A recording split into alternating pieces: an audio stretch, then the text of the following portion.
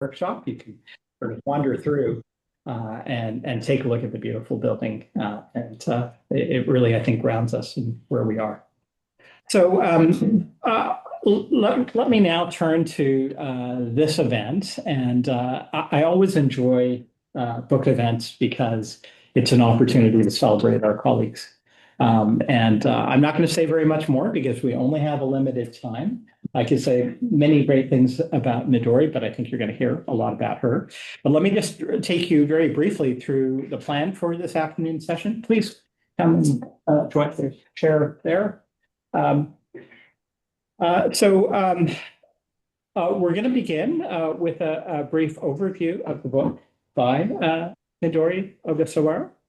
And then we have two commentators, Emily Hill, who is joining us online. Where's Emily? Is she coming?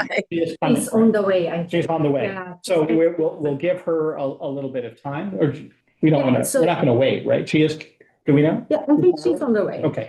So ann-elise lewallen will be our second commentator.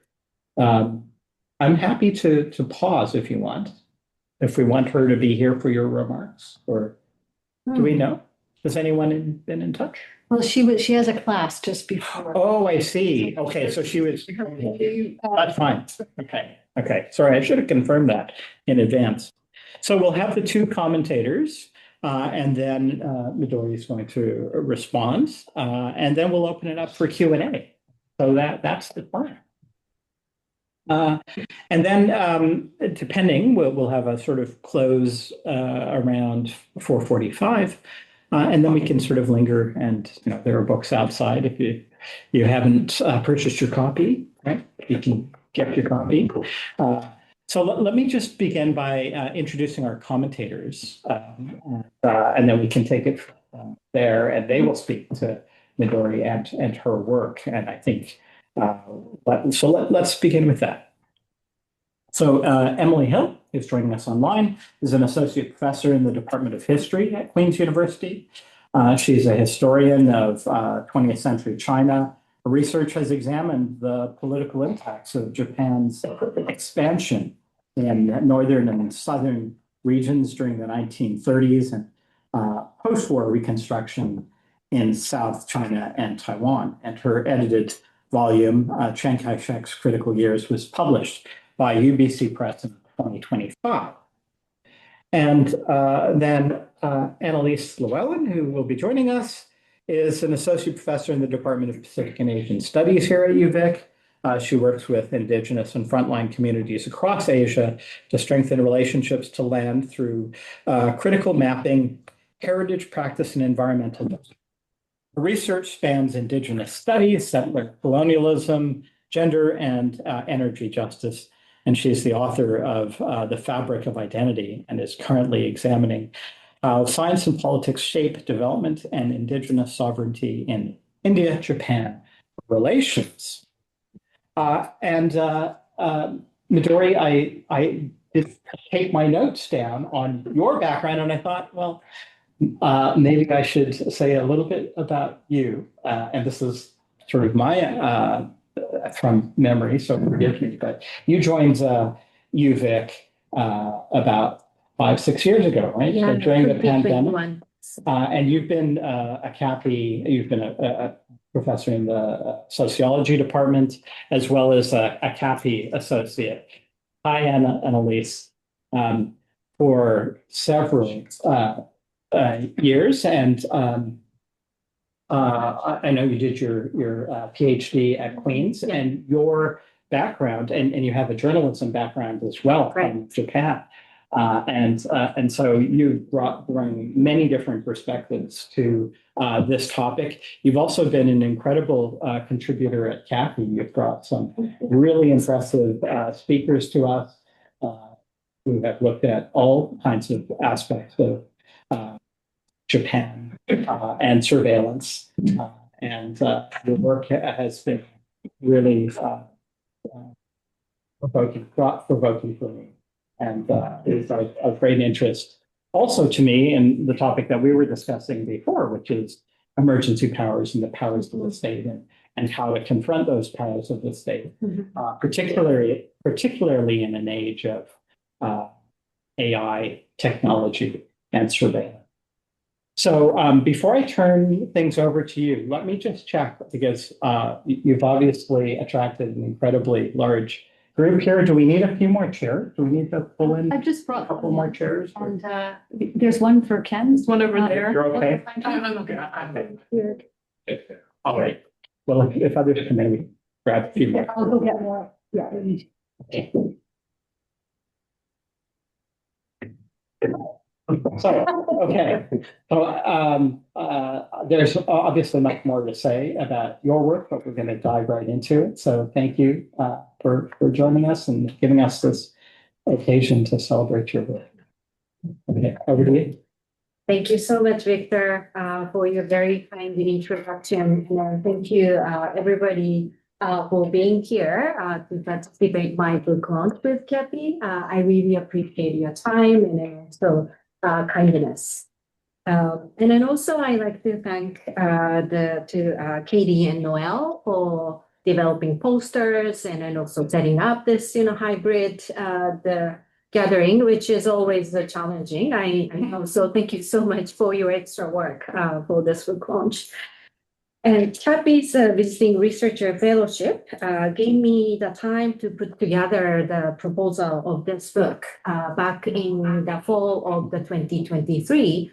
So since then, Sujin, Pooja, Fan, and then other colleagues in CAPI kept guiding me and then also encouraging me in the publication processes. So I am very glad today I can show you the final product. So I hope you can, stay until the end. And I'm also very grateful to the two panelists for taking time to read my book and then also agreeing to participate in this panel.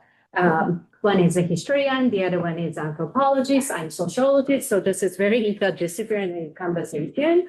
I am very thrilled to hear the comments, your comments later. So in the next 15 minutes, I will present an overview and some highlights of my research. This was originally my PhD project, but I completely reorganized this work as a book manuscript and then also added a new chapter. So I like to show my slide. Can I have that intro or?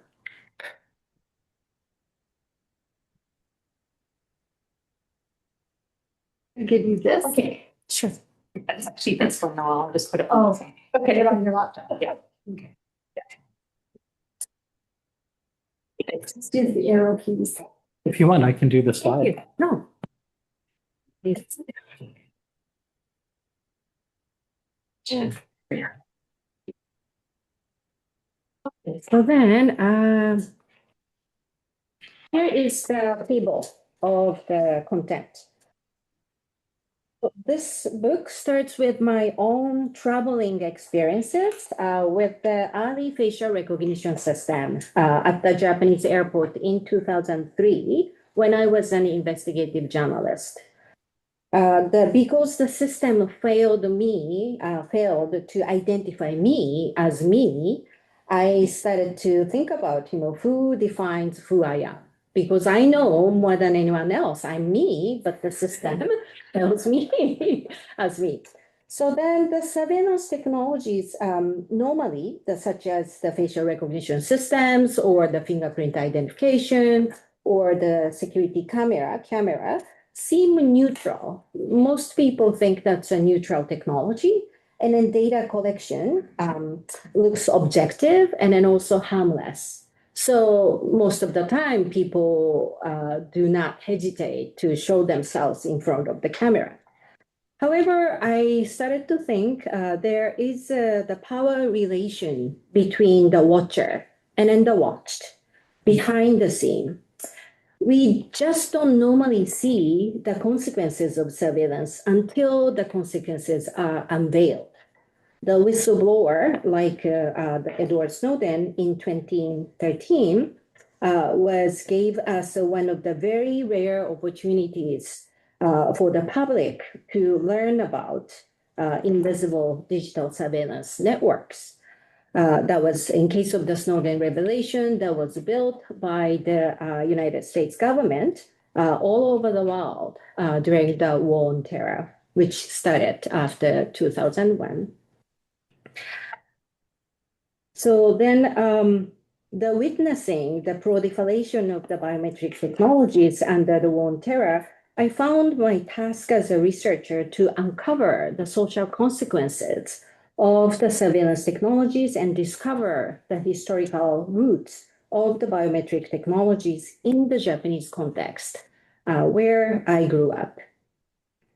So it is a relatively long book, as you can see. It has more than 8 chapters, and then it has 300 pages. But from here, I like to show you the quick look at each chapter.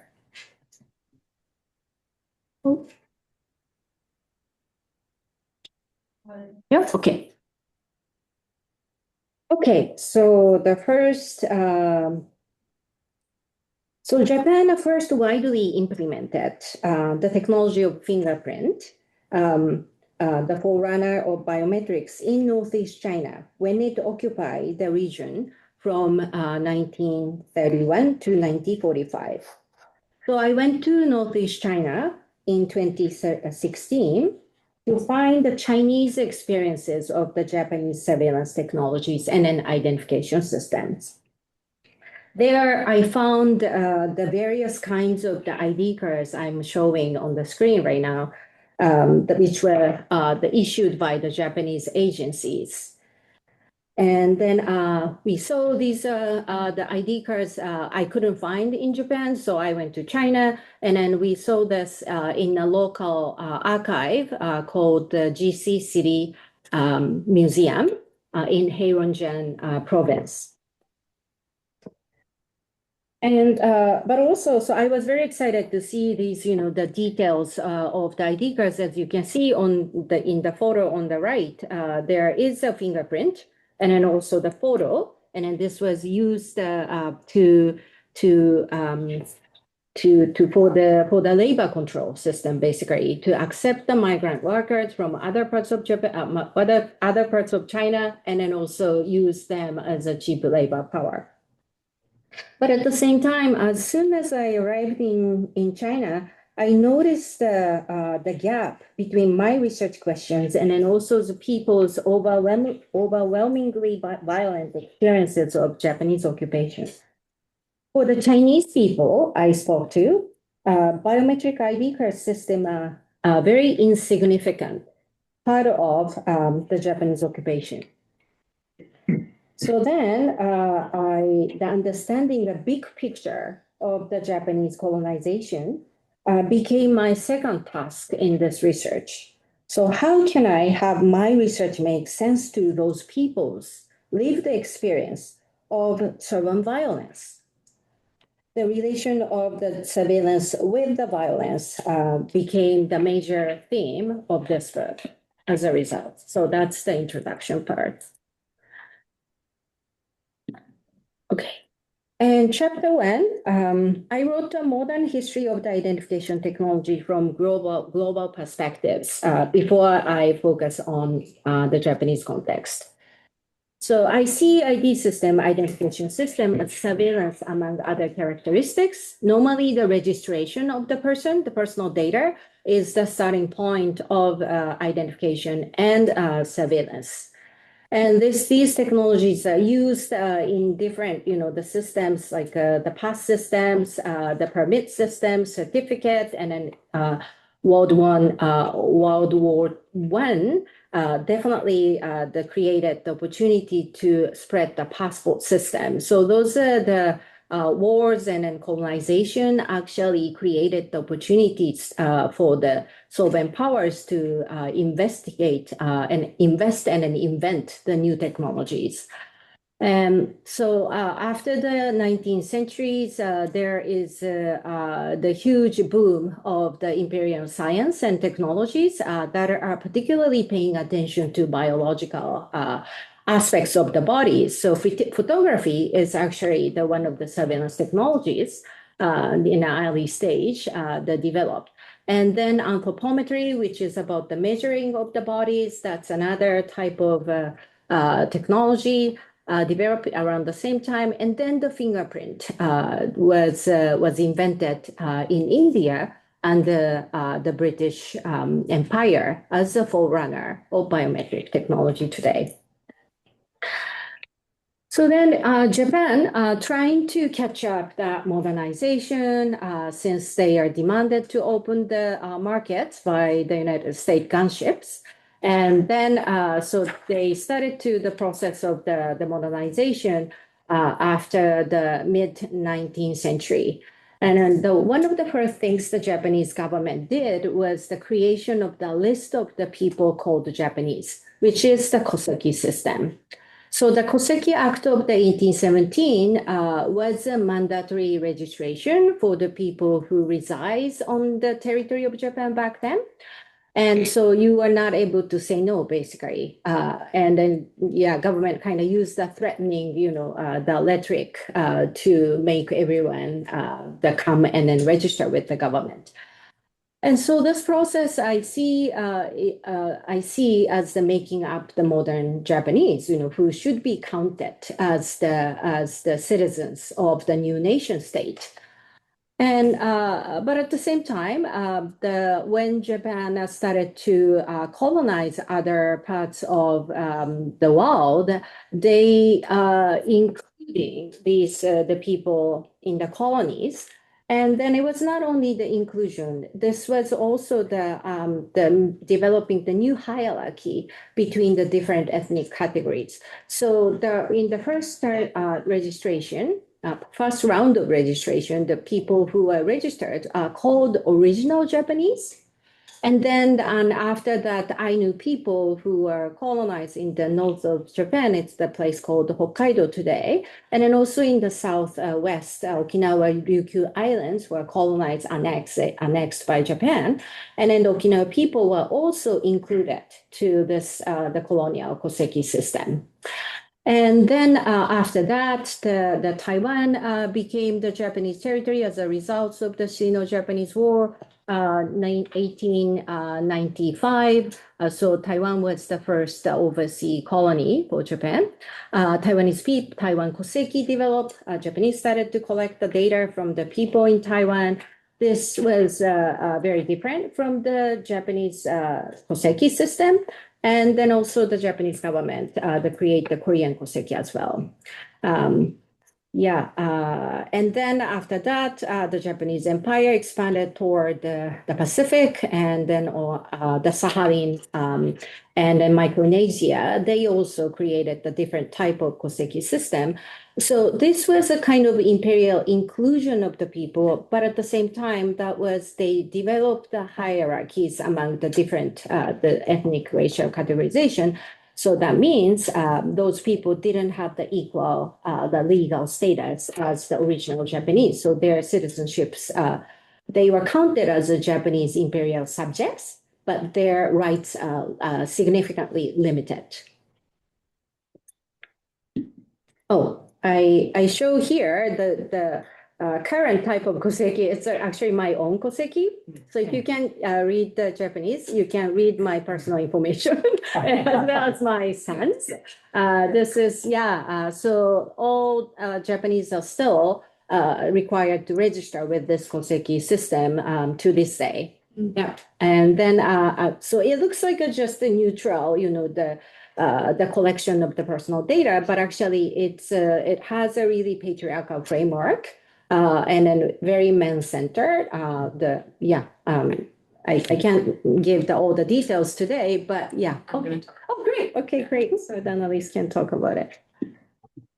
Okay, so when Japan started to occupy Northeast China after 1931, that was the time the Japan for the first time widely implemented the fingerprint identification technology there. So in Manchukuo, I think everybody knows it's a puppet regime by the Japanese, the Canton Army. And then so there in Manchukuo, Japan was not able to implement Koseki system. Rather, they wanted to use the more individualizing technology of the fingerprint. And Japan, Manchukuo was Japanese settler colonial land. It was the first Japan achieved the military conquest and then economic the development and then also the mass migration, which was supposed to replace Han people there to the Japanese population. Back then, there are more than 300,000 population. 300,000? No, 30 million. I'm so sorry. Yeah, 30 million population in the Northeast China. So it was impossible actually to replace the population. However, that was the plan of the Japanese settler colonialism. And then, so there, the Canton Gendarmerie, which is the military police, created numerous numbers of the intelligence agencies. Intelligence agencies mushroomed on the soil of the settler colonial land. Okay. So I found there are so many different kinds of the ID cards. However, I found there are mainly two kinds of ID cards. One is used for workers, and then it was called labor card. And so chapter 4 talk about this labor control, how all the migrants and then also the worker laborers are required to give their fingerprints at the site of the construction site or the mining site or heavy industry, all the colonial business, the industries, they require them to give the fingerprints. So then the Japanese colonizers can track each worker. And then if they have the history of having a protest, the strike in the previous workplace, or they have fled from other workplace because of the slave-like labor conditions, those people are not employed, and then they were sent back to the previous workplaces, and then often tortured. So fingerprints were collected really throughout the region. And then, it was still, of course, there is no technology or computer yet. So that was basically based on the ink and then paper. But there are 10 fingerprints collected systematically by the Manchukuo government as well as the business owners. And so what I'm showing on the screen right now is the Mr. Lu I interviewed. He was 94 years old when I talked to them, and then he talked to him and his family. And so he's looking at his fingers because he remember the Japanese took the 10 fingerprints from him. And then the photo on the right top is the place Mr. Lu went to the labor. It was a forced labor. And then that dam construction site is a Fenman Dam, which is one of the biggest Japanese project there. And then the photo underneath is from the mass grave. There, because of the very harsh labor conditions, so many the workers lost their lives. They're not all of them are intentionally killed, but because of the malnutrition and harsh labor conditions, they're very vulnerable condition. So many people die there, and the Japanese threw away their bodies near the construction site. So that place, mass grave, was discovered after the liberation. And I read the terrifying the mortality rate in the site. Actually, it's not only the Fenman Dam, but the 20 other sites. And then this data was taken by Japanese, so I think it's quite credible. It says after the 3 months, the 15-20% of people die since they start to work. And then the 6 months later, about the half of the people die. And then almost 1 year later, more than 90% of workers die. So they are replacing the workers, as a basically disposable resources. So that is why I discuss here, their bodies are treated as the resources. But it's not just the profitable resources, but at the same time, Japanese thought the Chinese are risky to hire because they make, the protests, they may protest us or have a strike. And then also the claim independence from the puppet regime. So the photo on the left is a Japanese national pass system in Manchuria. So that's they issued so many different kinds of the ID cards in the first place, but eventually that was merged into the one national ID system. That is the national passbook. And then if you can, I hope you can see there is a thumb fingerprint. On the back side of the pass. And then the last photo on the left, that's the Chinese villager showing his photo ID, the fingerprinted ID to the Japanese soldier. Okay, so then, as I said, that was my second task to have my research make sense to the lived experience of the Chinese people about the Japanese sovereign violence. And probably this unit 731 was the one of the worst case, the violence by the Japanese, the soldiers, and then also the scientists. So in this, the chapter 5, we visited the site of the Unit 731. Unit 731 is a Canton Army's illegal laboratory for the biological warfare. So there, they cultivated bacteria, different kinds, plaques, anthrax, and then thyroid, and then they tested with the living body these bacteria. And then so infect the human bodies with the bacteria or test the poison gas bombs against the captivated the people. And then also they conducted the vivisection and the other kinds of the medical experiments that are not necessarily related to the biological warfare. So it's not only the soldiers, but the scientists from the top universities in Japan. They joined this very secret project. Of course, the leader, Captain Ishii, was very aware this was illegal because there was a Geneva Protocol already in 1925, which forbid the biological warfare. And this process, the selection, the people who were selected to send to the Unit 731, this process was called the special transfer. That was a jargon or the code name the Canton gendarmerie used.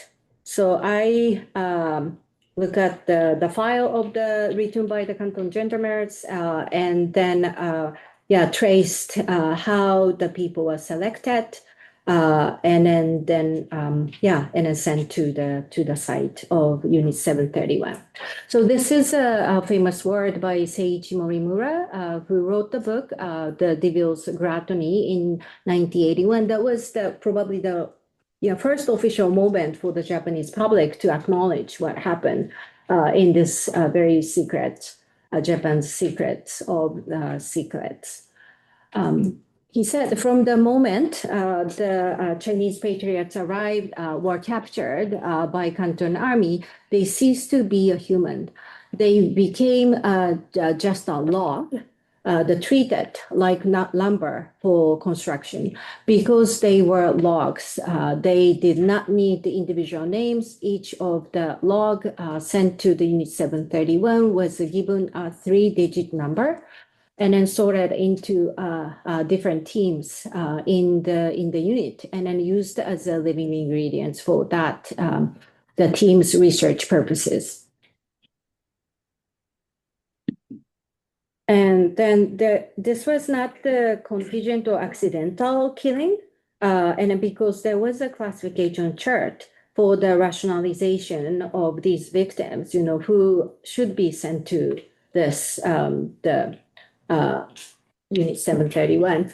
And for example, this the Army's chart sets the person who will be sentenced to death or the life imprisonment if legal proceedings are taken. So once the people who joined the armed resistance against the Japanese imperialism, they are captured. Of course, the army interrogated these people, and if they think, these people would be sentenced to death or life imprisonment if they go on like a legal procedure, criminal justice, the system, they rationalize it. Or these people will be killed anyway, so they can be used as living ingredients for the benefit of the Japanese imperialism.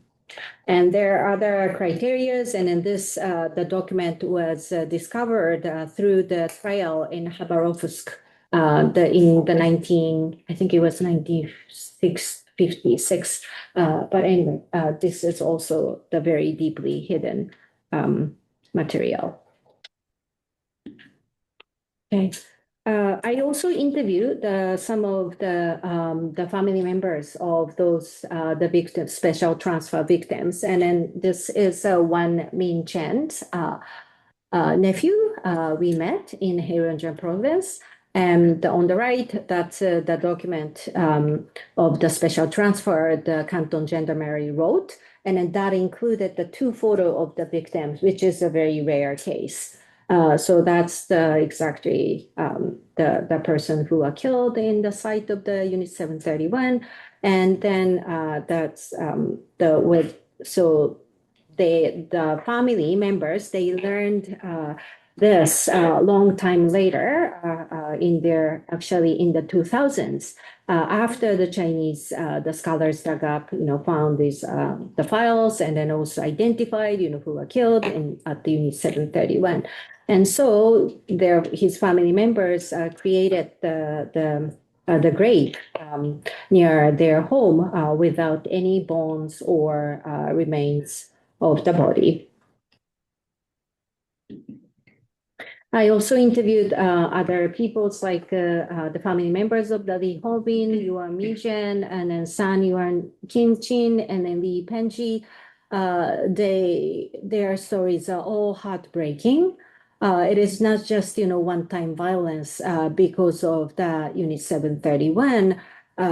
They all had a very difficult life, even after the liberation, even after the Japanese left China. One gentleman, he lost all his younger siblings because his father was taken by the Japanese Canton soldier, and then he was sent to Unit 731. So they lost the breadwinner. So his mom kept crying, and then she was always waiting for the return of her husband until she died. And then the Unit 731's data, the medical data they collected were actually confiscated by the U.S. Allied Force. And then these are the documents actually discovered in the military archive in Utah. Now you can see these all the evidence in the site of Unit 731. There is a big history museum there. So I like to conclude with this my own quote from the chapter 5. Because the surveillance protects the secrecy around the sovereign power, it is not easy to, in general, to trace and point to the violent outcomes of the covert surveillance. However, this chapter finds that the surveillance prepared the path to massive sovereign violence through identification and then classification.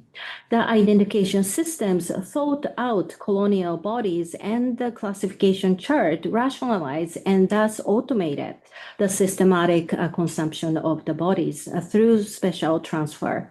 The courageous descendants who countered Japanese imperialism were targeted, but at the same time, the victims could be anybody. the colonial power saw the entire population as a potential threat to its dominance. And then surveillance helped the colonizers to rationally select the victims in administrative manner.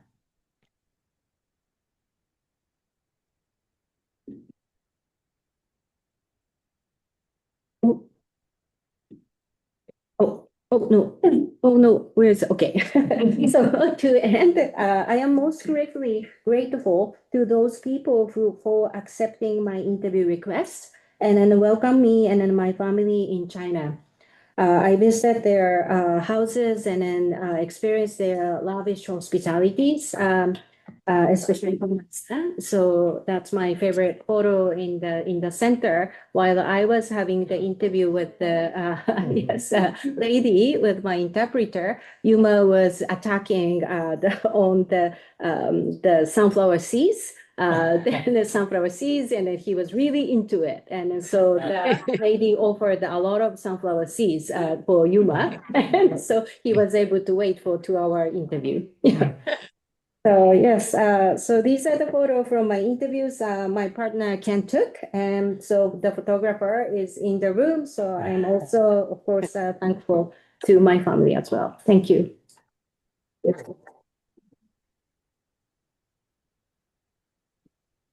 I'm going to hand the floor over to our commentators in a moment, but if I could just jump in here for a second. And by the way, welcome to everyone online. I forgot to welcome you all. I see we have a large audience online as well. But I just wanted to say that I know we're going to get into the substance of your book in a moment, and I know our commentators will have a lot to say about that, but it's really striking as I hear you speak and sort of flip through your book, how meticulous your research is, right? Your methodology, not just the interviews, and clearly the interviews as well, but it makes me wonder if researchers who are doing this kind of work should do a couple of stints as investigative journalists first, because it's clear that you got into places and got in touch with people who really made your account that much richer. And if you have a chance to talk to Midori after the session, you can ask her how to get into a police station when people are trying to prevent you from asking questions. It was a police station, right? Yeah. To extend our visa. Exactly. There's just a trick that she might tell you about. But it was not successful. Getting in was. Anyway, so I'm really struck by that, and I think it's you've sort of woven the sort of documentary and historical research and context with that really sort of deep empirical research, and I think it's a testament to your skills as both a researcher and an investigative journalist. So and it's also clearly this is an incredibly relevant and timely topic. I mean, we tend to think of technology as like AI and all of the sort of tech kinds of things, and yet here's an important reminder that the technology of surveillance doesn't have to be, digital technology. That there are other kinds of technologies and other ways in which those technologies are used by the state and help build the power of the state, right, in expanding its own control, and violence. So yeah, that really, really interesting and important work. So thank you. So with that, I think I'll turn first to Emily, who's joining us online, and Katie, I wonder if you could pin her to as speaker. All right. Thank you, everyone. Over here. And thank you for the invitation. It's an honor and a pleasure to join this discussion about Midori's wonderful book. So I'll start with an anecdote. that does relate to my main comments. What I'm most interested in reading this eye-opening book. I think it's very important and path-breaking in very many ways. I'll just talk about one of the ways that's path-breaking for Chinese studies. So the Manchukuo region, what the Japanese called Manchukuo, and tried to resettle, turn from the Chinese population to a Japanese population, the Chinese Northeast. And it has been very important to Chinese researchers to seek justice in the archives, and they've done marvelous work. But that I'm also interested in the rest of China that suffered a war with Japan, an occupation of the most populous and prosperous parts of the country. About 100 million people lived under Japanese occupation for 4 years, right? Up to 8 years, 4 to 8 years. 1937 to 45. So here's my anecdote. The reason Midori kept having to go to police stations, and I went with her to her first visit to one in Shanghai, is that that's where the Koseki are held in China to this day. The Koseki system is huge. It divides China into two levels of citizenship. So all foreigners must register, but they're not actually registering Chinese Hoseki. They're registering their ID, whatever they have, because not all that many countries have Koseki. China recognizes that. But foreigners need to go to the place where they're held. And you see these huge books of them. So in 2016, when Midori arrived in China and went via Shanghai, which is on this central coast, on her way up to the northeast, because that was the way for her to get access to her research field, the libraries and archives and interviewees that she needed to talk to. It was important for Midori and her family, within 24 hours of arriving in China, to register their presence at the police station. And it's not that's scary. Everyone has to do it. The whole Chinese population is used to doing this. So why are they used to doing this? I am very intrigued by this book because of how it illuminates Koseki. Now in Chinese, I'm going to switch to Chinese. It's the exact same characters, but the languages are so different that Japan adopted the Chinese writing system, but it doesn't have a language related to Chinese. So here's what Koseki sounds like in Chinese. Huji, totally different. Okay, Huji system is something I'm very interested in. So Huji, colonial surveillance. This is Midori's main theme, leads to atrocities, led Japan to atrocities. This is Unit 731 and the 10,000 person graves in dam construction, the forced labor, the sorting, the tortures. That's just the Northeast. There were other atrocities elsewhere in East Asia and Southeast Asia, the Pacific, but focusing more closely to Midori's work. I also admire her and her investigative skills. I would also have a comment on Midori's background as an investigative journalist, giving the public the information they need to know. It's a huge responsibility and a daunting task when you're uncovering sensitive information, and there's so many sensitive topics. I really admire how Midori's become such a hardworking and still engaged in telling the public the results of her investigative research. So it's admirable that this book has the message it does. We need to understand surveillance and its genealogy. Right, so I'll just wrap up with a quick description of why this is so pathbreaking to me as a historian of China. So China's population to this day is divided into two levels of citizenship: the rural Huji, Hoseki, and the urban Huji. At the beginning, the urban population that worked in factories that were intended to help China build up its industrial strength, to support its military strength, so that China would never again be invaded by a stronger power like Japan had been, way stronger militarily in the 1930s, or the US, its current threat, explicitly trying to overthrow the new government in 1949. So what the CCP did, the Chinese Communist Party, was provide rations to the factory workers that were mainly foodstuffs grown by the rural population. The rural population was not allowed to move to the cities. Their freedom of movement was gradually constrained. So the final step was in 1958, when they were barred. The rural population was barred from leaving their villages. So their job, this was 85% of the population at the time, their job was to provide the foodstuffs that the official sector and the factory workers, they were, we could call them the state sector, remaining 15%. And the division is much more even now, but the levels of privilege, entitlement still exist, and they're still very important.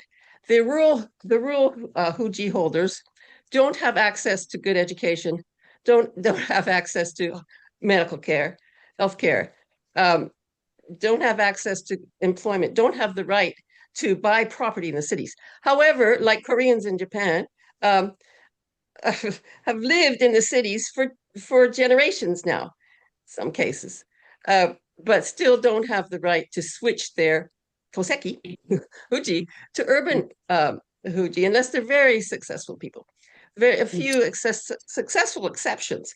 So I've read so much about this Huji system because it really intrigues me. It's not studied very much by historians. It's mostly social scientists, and they tend.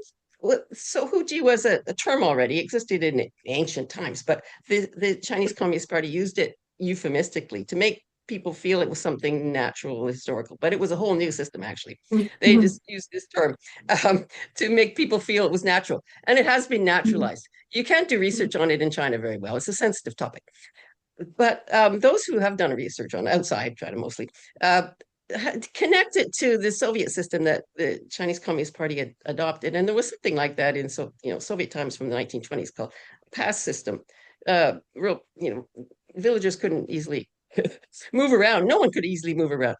But I've already wondered, now I wonder even more, if it had much to do, I think it did, to rationing systems administered by Japanese occupying officials and military officials, and the puppet officials that they put in charge, the puppet Chinese officials, north and south. There are two zones of those during their many years of occupying China's largest cities.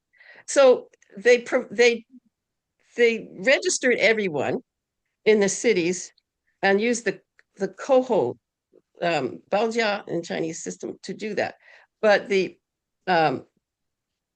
something like Koseki also existed. These were the household registers. Because when the Japanese were defeated, there was hyperinflation. So the Japanese administrative systems were continued through the Civil War period, 1946 to 1949. And the rationing that had existed under the Japanese and the Civil War authorities and the United Nations came in with supplies of grain from Canada, huge millions of tons. Well, at least 1 million tons. There's a photo of the millionth ton of grain from Canada sent to Shanghai. So the same registers kept being used, and people who tried to come from villages to get access to food were sent back again and again. They were sent back from the major cities by Chinese authorities, and the United Nations Relief and Rehabilitation Administration had to work with Chinese authorities. They didn't like a lot of what they saw happening, but they couldn't contradict it, and that was wound up in 1947 anyway. So then someone needs to work on this more to see the connections between the Japanese occupation of Chinese cities.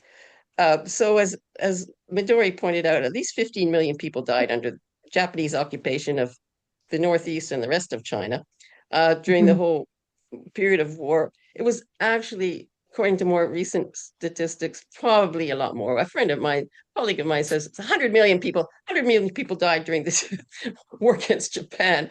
Don't mean to laugh about it, but that is somewhere in between 15 and 100 million. So the last thing I want to say about this, the Huji system, Koseki, that continued from Japanese occupation, turned into famine. The CCP administrators took too much grain from the villages. They didn't know the limits of having the villages supply grain to the urban population. The urban population didn't know about famine.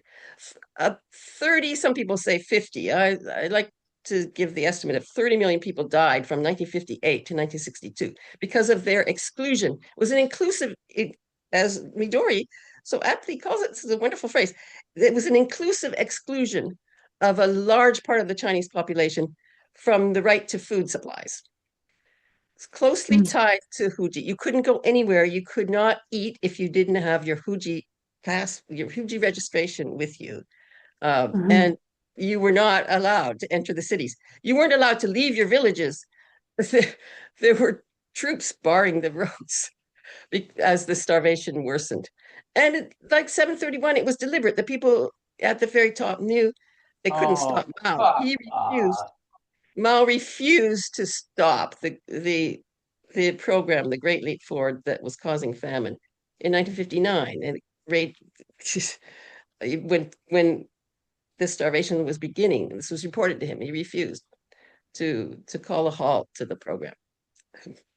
So this is why I'm really pretty excited about the book, because it can explain so many important things about how Chinese history has unfolded since 1940, since the 30s, since 1931 in the Northeast, certainly since 1945 when Japan was defeated, and it continued under Chinese administration.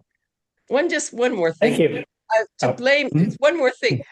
What is it? Is it still colonialism? So near the end of her book, Midori says, are we now in a continuation of colonialism or some kind of post-colonialism? In the Chinese case, was it internal colonialism, or is surveillance is attached to social hierarchy, exclusion, and subordination more generally? That's a really interesting question and an excellent note to end on. Thank you, Emily. You'll have a lot to respond to afterwards, so you'll have to pick and choose. I'm just mindful of everyone's time, so we have about 20 minutes, and I don't know how long your comments are, but just keep in mind that we're told everyone we'd wrap up at 4:45, and we want to allow some time for Midori to respond, so not to rush you, but pick some really good points, and over to you, Annalise. And I did do the introductions before you arrived. On Zoom. We were running. Okay. Zoom. I'm so sorry. I had a class before. Thank you so much for inviting me to be part of this, and huge congratulations. This book is incredible, and I have a little surprise for you, which you might not be expecting. But so Professor, and I will try to make this quick, but Professor Ogasawara's book offers an important intervention in the field of surveillance studies, studies of empire, history of science, transnational Japan, and many more. Midori's book is timely and disturbingly salient for our current moment as we hear reports of ICE agents deploying the most advanced facial recognition software to identify and track legal observers to their home addresses in real time. Ogasawara tracks the development of mass surveillance systems from family registrations to fingerprinting to identity cards, labor cards, and then later expanding to body tattoos and compulsory labor regimes. She situates each one of these within imperial frameworks of racial capitalism, extractive industrialism, and mega infrastructure projects like dams, where Chinese and ethnic minorities were treated as disposable. Her book also haunts the reader, leaving readers with a gnawing sense and torturous images that linger in our mind's eye long after we close its cover. Her work serves thus as an empathic witness of historical trauma. It was very hard to read, I must be honest. My comments today focus on two aspects of the colonial surveillance assemblage: Koseki, the registration system, and then what she describes as inclusive exclusion. The book discusses the development of surveillance infrastructure between 1871 to 1945, with a focus on specific techniques of surveillance aimed at managing certain populations deemed risky: migrants, criminals, and potential bandits. It's a favorite term of the Japanese settler colonial state. These include fingerprinting, ID cards, koseki, and then the products of these techniques: population control, forced labor, and scientific experimentation on living humans. While the tools of colonial surveillance narrated in the book appear to be discrete, she reveals how they are entangled with Japan's long history of attempting to manage and control ethnic, racial, and social difference, while simultaneously boosting the fiction that Japan was homogenous. One of the book's most powerful contributions is her work to situate Japan's singular system of cohering its population in the Koseki system, which is the forerunner to later systems of state surveillance, for example, iris scans, digitized fingerprints, which we encounter at the airports today in Japan. One of the very earliest state-managed population control mechanisms was the Koseki system, which was deployed 2 years after Japan seized Ainu Moshiri, at the time known as Ezo, and renamed it Hokkaido. So to be clear, the Meiji government invented Koseki to embed a heteropatriarchal order into its family system. It also sought to emphasize that all Japanese are connected to one another through bloodlines and share the same ancestor, the sacred emperor, and that was a direct quote. Unlike identification systems which focus on the individual, such as birth certificates in Canada, Japan's Koseki includes the entire family. Each family member is defined with a title in relation to the family household. So this means two things. A person is entered into Koseki as father, wife, first son, first daughter, second daughter, always in relation to the household head, as we saw in Midori's Koseki. And secondly, the Koseki enters each person in a hierarchical order of seniority: male over female, older over younger, and lineal bloodline over collateral bloodline. The Koseki also records all births, deaths, marriages, adoptions, or breaks in the family lineage. So by including one's entire family in one's registration, the government by default deputized household members to spy on one another. And this is what happened. So what happens in one corner of the Koseki impacts the entire family line, as you described. In this way, the state's panopticon was extended beyond state agencies to operate as a lateral surveillance machine and discipline state subjects in that capacity. Yet, in practice, the Koseki operated much like a nationality act, determining who could and couldn't convey Japanese nationality to their children. Shortly after Hokkaido was annexed, the 1872 Koseki was field tested on the nation's first settler colony, and that is the Ainu population in Hokkaido. Given that Ainu pronunciation differs significantly from Japanese, Ainu communities had to translate their names into Chinese ideographs, which corresponded with their pronunciation. This often meant that they would have 5 or 6 or even sometimes 8 kanji lined up next to each other in order to translate Ainu names into Japanese ideographs. And you can still find this today. This is in fact how some Ainu families are sort of reconstructing who's in the family at the moment. Meanwhile, Meiji seized control of Okinawa in 1879, and thus Okinawa names were also translated into Japanese characters.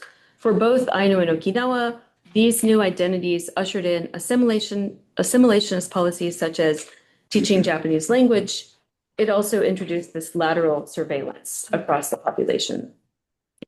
And it also erased the ethnic, linguistic, and cultural diversity of mainland Japan, for example, Hisabetsu Burakumin, the Burakumin community, and settler colonial populations in Okinawa as well as Hokkaido. So the Koseki flattened any marking of Ainu as Kyudojin or former Aborigines and reproduced them as Komin or children of the emperor, as you document.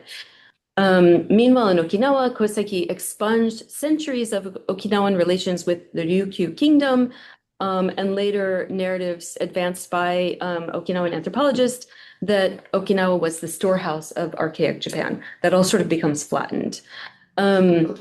So the summary provided the legal fiction to represent present-day Japan with a tight geographical boundary and labeled this region or all of Japan as homogeneous vis-a-vis the project in Manchukuo. However, the way that Koseki was implemented in the colonies of Korea and Taiwan differed widely from these earlier colonial contexts. In Manchukuo in 1932, it was incorporated, with a less equal version of the Koseki, upon which Japan built its surveillance assemblage. And Professor Ogasawara unpacks how the Koseki was utilized in Manchukuo as a new panopticon of surveillance from the top. Like other aspects of what Japan called its Greater East Asian co-prosperity sphere, Japanese government applied the system of Koseki unevenly. What happened in mainland Japan, the archipelago of Japan, was very different from what happened in Korea, Taiwan, and Manchukuo. In one of your most compelling arguments, Ogasawara narrates how Japan's colonial government used Koseki to enforce this inclusive exclusion. It was used to forcefully include racial and ethnic others, while also excluding them from constitutional protections. This is because colonial populations were under the control of a governor general system, not under the Japanese constitution proper. And so thus they could not vote. They didn't have voting rights, and they were also subjected to greater repression under the colonial government. And here's where Professor Ogasawara draws upon Agamben and demonstrates how this surveillance framework was scaffolded to institute a state of exception.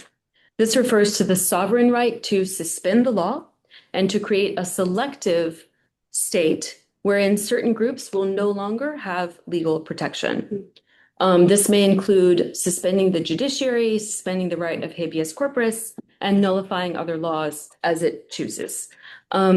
And this is a quote from your book: inclusion in exclusionary categories produces and reproduces others against whom discrimination is rationalized. Koseki represents the deceptive dual structure of assimilation that allude to equality but scrutinize the colonized as others. And this continues over the generations. These exceptions set the stage for the imposition of homorsesur or bare life, Agamben's term of bare life. Agamben defines this as to be exposed directly to the operation of power as deemed necessary by the state. And as Professor Ogasawara showcases in the remaining chapters of her book, surveillance was targeted at reducing people to biological beings without legal, political, or social rights. So I have to be honest that the remaining chapters document some of the most horrific colonial violence that was perpetrated by Japan. So I'm not going to go into detail, but I want to express my gratitude for the emotional toll that this witnessing must have taken on you and your entire family. Sorry. Her meticulous documentation of the scaffolding from Koseki and then to biometrics such as fingerprinting, ID cards to keep tabs on labor populations builds a much needed foundation to understand how Japan's colonial state instituted its state of exception. So I want to close with a brief story that actually links together the very first population that was targeted by this surveillance regime, that is the indigenous Ainu, with the ethnic minority Koreans and Manchus and the Han Chinese, who were forced to serve as labor in these mega infrastructure projects of the Fangman Dam, known as Homan Dam in Japanese, and Fushu Mine. And I found this, and I'll tell you more about that. So in her book, she includes the testimony of Louis Guillen, which we just heard about. He had his ribs fractured in a labor camp and he escaped twice working in the dam. He was able to survive by hiding at his wife's relative's home and avoiding capture. And you already cited the horrific statistic of essentially every 1 year, an entire population was being replaced by this labor. So in 1976, this is not that long after 30 years, an Ainu delegation was invited as special guest of the Chinese government, and they traveled to Northeast China. In Beijing, they were greeted by several minority nationality representatives, and in Northeast China, they met with ethnic Koreans and had this wonderful feast at an ethnic Korean family home. The Chinese government insisted that they visit the colonial era project at the Fangmen Dam.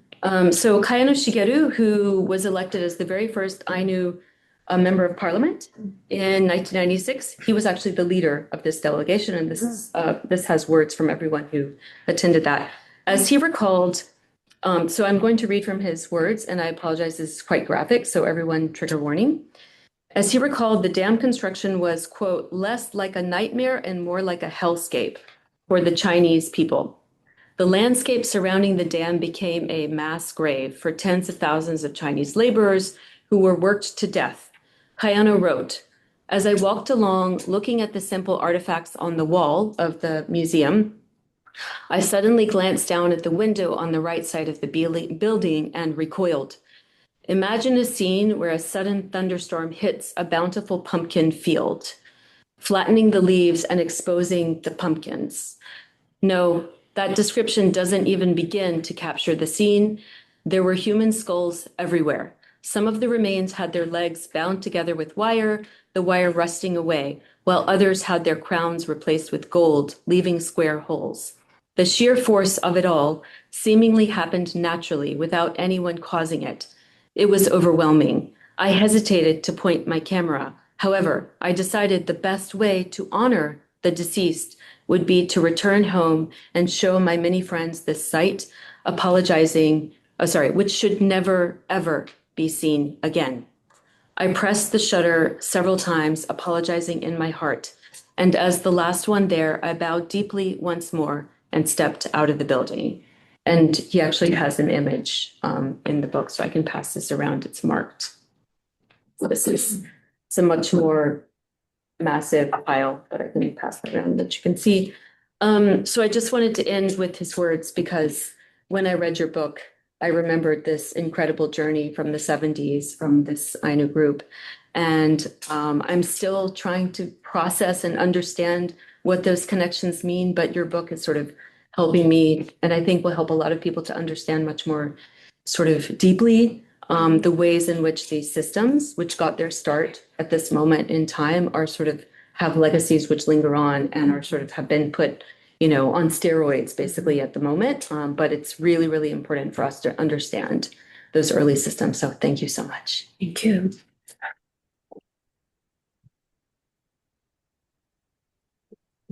Well, thank you both for those very insightful and provocative and sobering words and your engagement with Midori's work.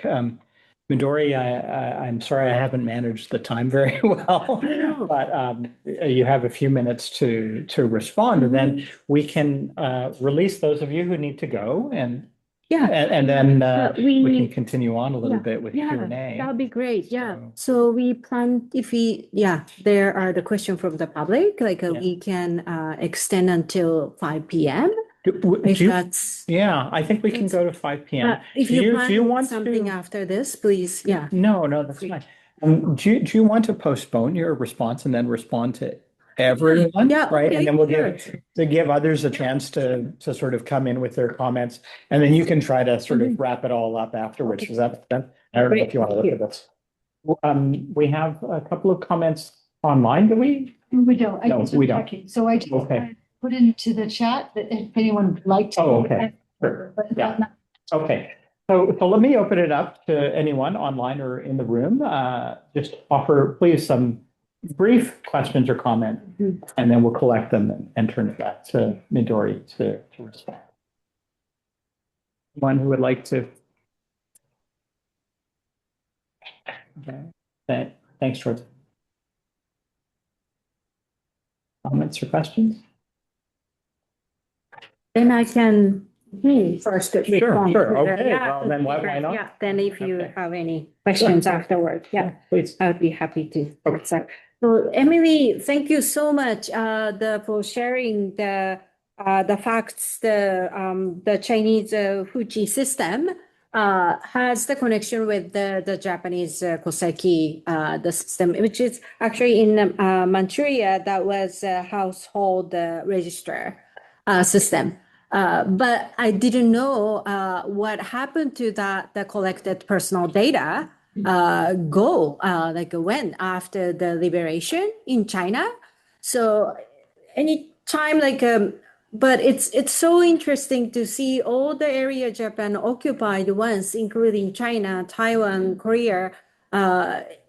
They all have the national registration system. And then it's not the case in Canada or the United States and in many the other countries. So I know there is an ancient Koseki in China, and then probably so historically, if you go back to like 2,000 years, it probably came from China to Japan. But the modern type of Koseki, the registration national system, especially the ID card, like in Taiwan, the China.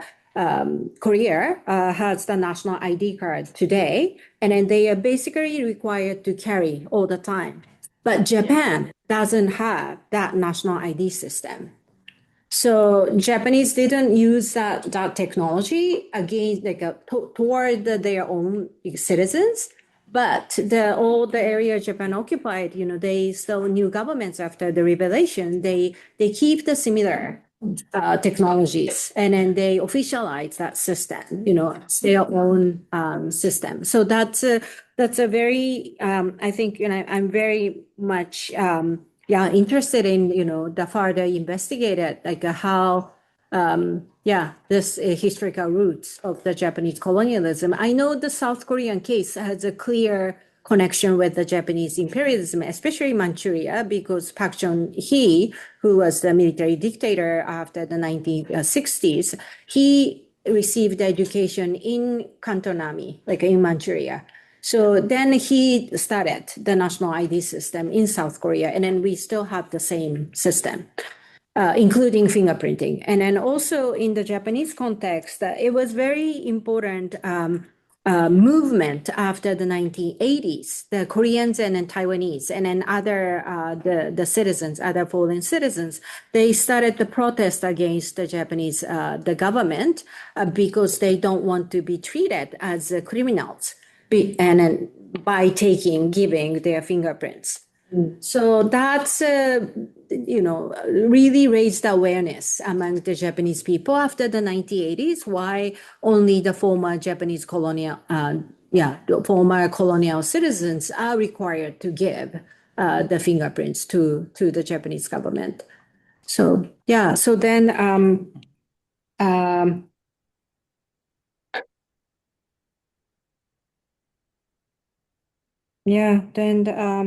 so then that comes to the also the connection between the Ainu people, the trip to Northeast China.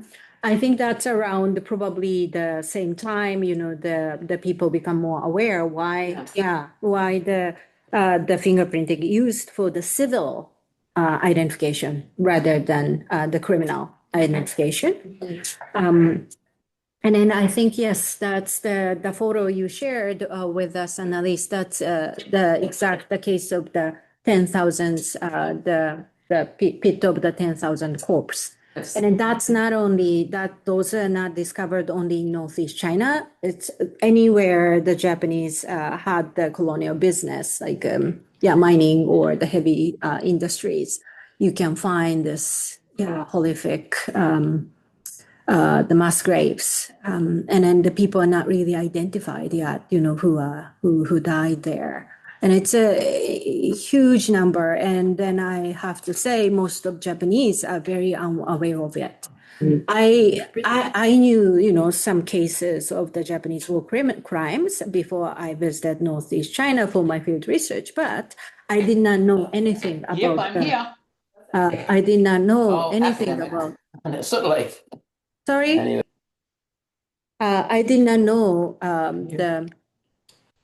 the pits of the 10,000 corpse. So that's, yes, the Japanese people, Japan and China, sits next to each other. However, the education is not enough. And then also, especially in the last the 20 decades, because of the right-wing government in Japan, those descriptions are erased from the history textbook in Japan.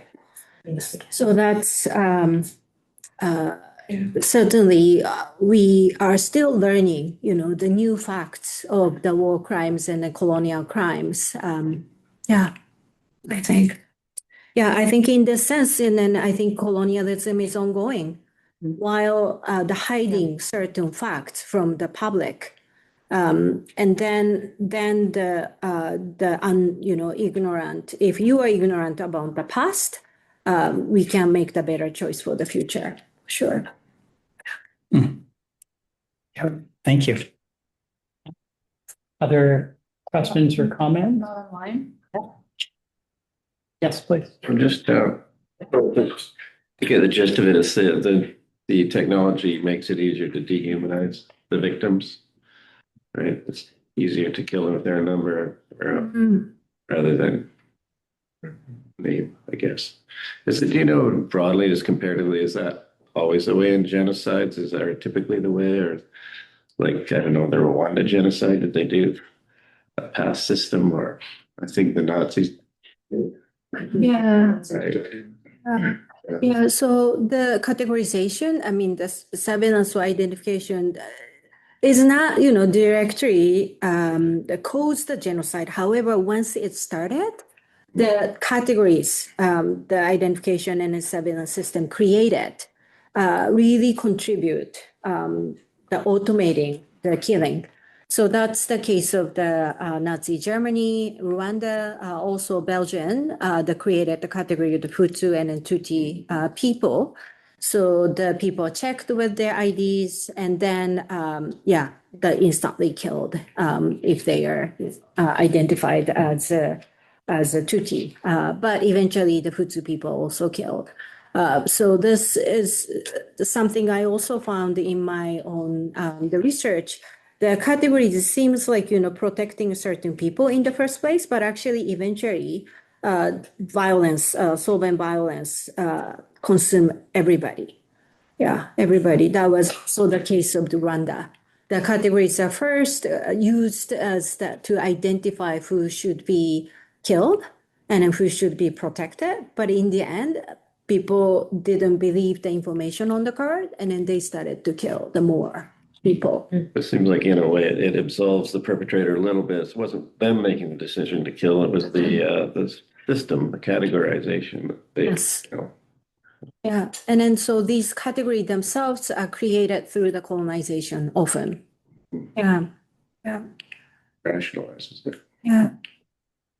It's actually. Anyone else? Thank you. Yes, One please. question.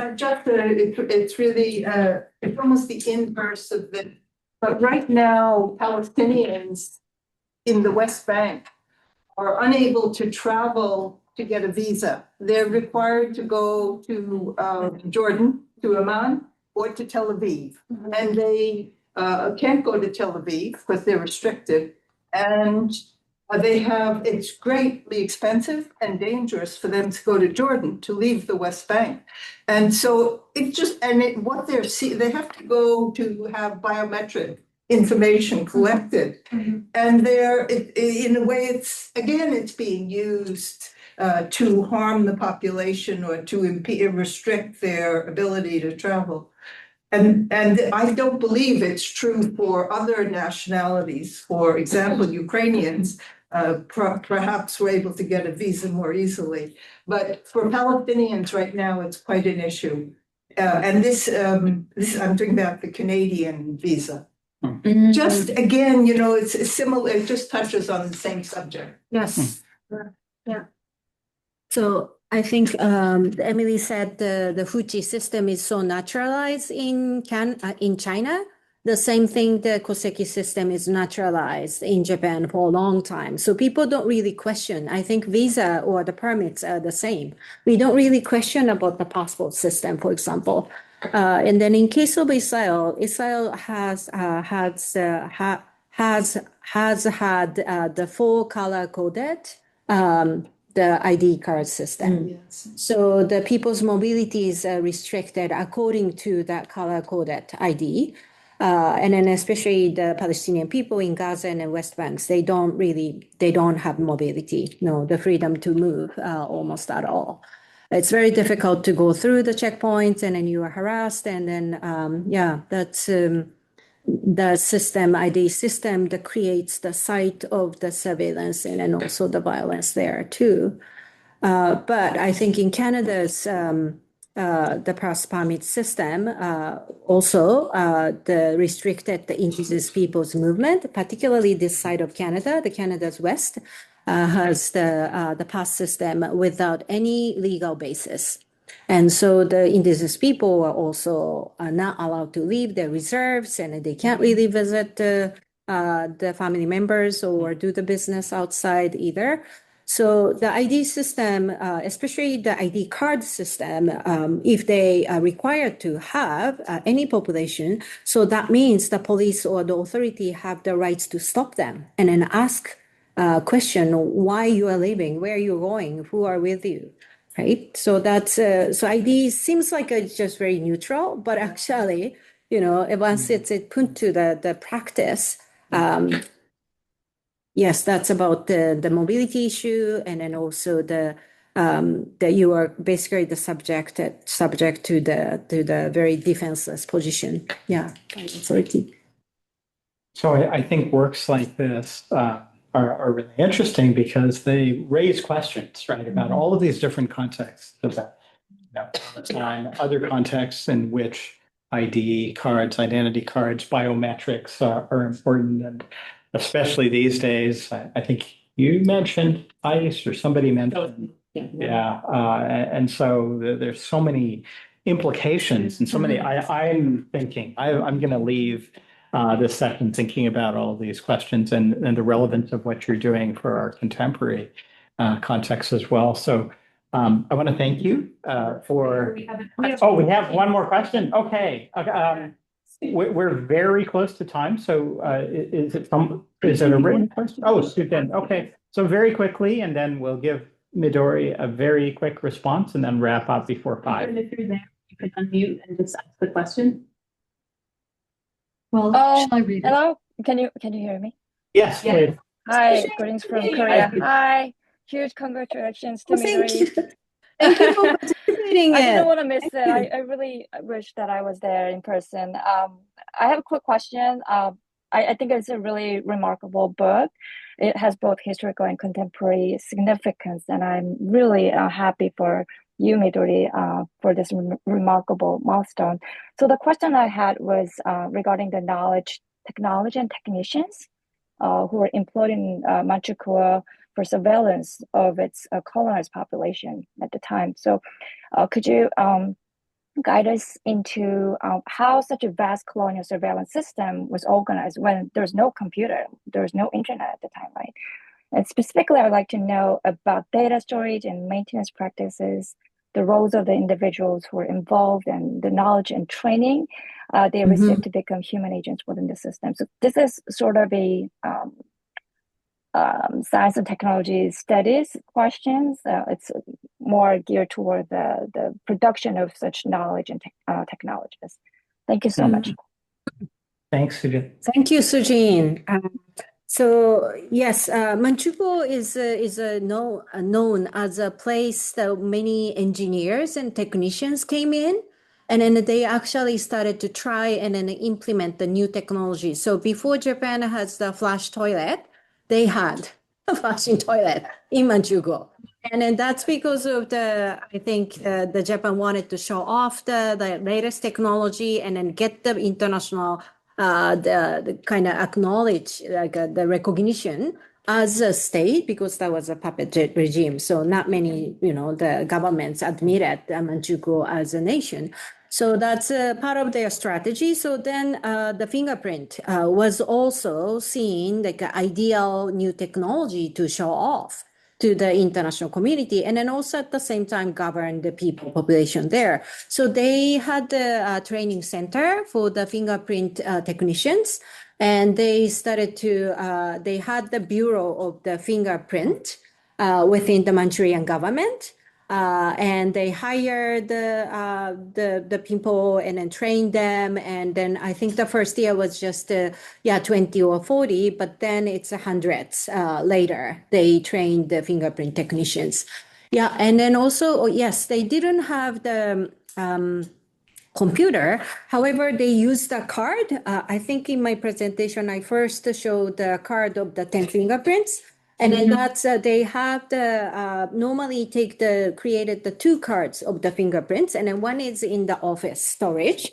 And then the other one is in the workplace. And then, so that's, and then also the ID cards. So when the people hired at the Fushu mine, they normally matched with the fingerprints just taken from the employee, and then they match this fingerprints with the one in the storage, and then it doesn't have to go back to the fingerprint patterns. It's numerized. Basically, it seems like so each fingerprints, there are 4 patterns of the fingerprints, and then it was given each number 1, 2, 3, 4. And so then let's say my finger is a 1, 2, 2, 3, 4. And then the left hand is the 2, 3, 3, 4, 1 or something like that. So there is a 10-digit numbers. That's become my fingerprint number. So that's how they identify. If that's exactly the same combination of the number, you must be the same person. Yeah. So it's still the ink and paper, but because of this very efficient 10-digit number as the ID number, they were able to match the same person, like identify the same person. Wow. Yeah. You have a hand up. I think we're already 15 minutes over, but what I would suggest is, can we share your email? Yeah, sure. Yeah, So- Bushra. Yeah, sorry, but if we can It's okay. I talk can later. email to talk about my question. Yes. That would be great. I'm just conscious of everyone's time here, and we're already. Thank you, Bushra. Please email Midori. Wonderful presentation. Thank you so much, and I'm sorry not to have this question. I would like to give everyone some time if you'd like to purchase a copy of Midori's book. They're available outside.